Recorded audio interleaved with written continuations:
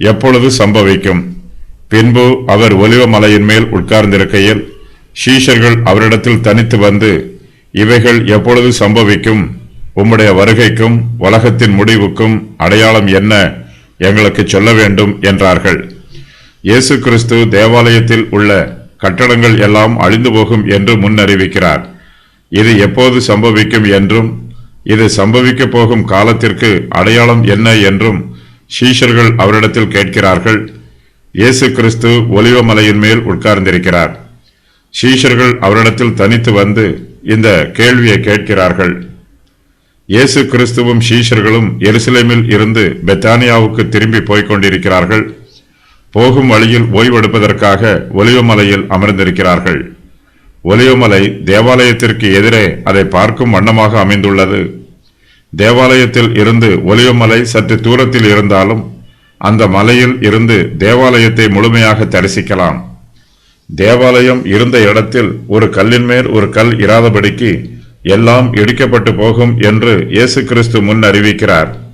இவைகள் எப்பொழுது சம்பவிக்கும் என்றும் இயேசு கிறிஸ்துவின் வருகைக்கும் உலகத்தின் முடிவுக்கும் அடையாளம் என்ன என்றும் சீஷர்கள் இயேசுவிடம் கேட்கிறார்கள். வேத பண்டிதர்கள் இந்த கேள்விகளுக்கு பலவிதமாக வியாக்கியானம் கூறுகிறார்கள். தேவாலயம் அழியும் போது உலகம் முடிவுக்கு வந்துவிடும் என்பது சிலருடைய கருத்து. இவைகள் எப்பொழுது சம்பவிக்கும் என்பது எருசலேமுக்கு அழிவு எப்பொழுது சம்பவிக்கும் என்று பொருள்படும் என்பதாக வேத பண்டிதர்களில் சிலர் கூறுகிறார்கள். தேவாலயம் இடிக்கப்படுவதும் இயேசு கிறிஸ்துவின் வருகையும் உலகத்தின் முடிவில் நடைபெறும் என்றும் இவர்கள் வியாக்கியானம் கூறுகிறார்கள். வருங்காலத்தில் நடைபெறப் போகும் சம்பவங்களை குறித்து வேத பண்டிதர்கள் பலவிதமாக கருத்து கூறுகிறார்கள். சீஷர்கள் இயேசுவிடம் கேட்ட கேள்விகள். எருசலேம் எப்போது அழிக்கப்படும்? இதற்கு மத்தேயு பதில் கூறவில்லை. இதற்குரிய பதிலை லூக்கா எழுதின சுவிசேஷத்தில் நாம் வாசிக்கலாம். உம்முடைய வருகைக்கு அடையாளம் என்ன? இதற்குரிய பதில் மத்தேயு 24:4 முதல் 26, 37 முதல் 39 ஆகிய வசனங்களில் உள்ளது. உமது வருகையின் போது என்ன நடைபெறும்? இதற்குரிய பதில் மத்தேயு 24:27 முதல் 31, 40 முதல் 51, மத்தேயு 25:1 முதல் 46 ஆகிய வசனங்களில் உள்ளது.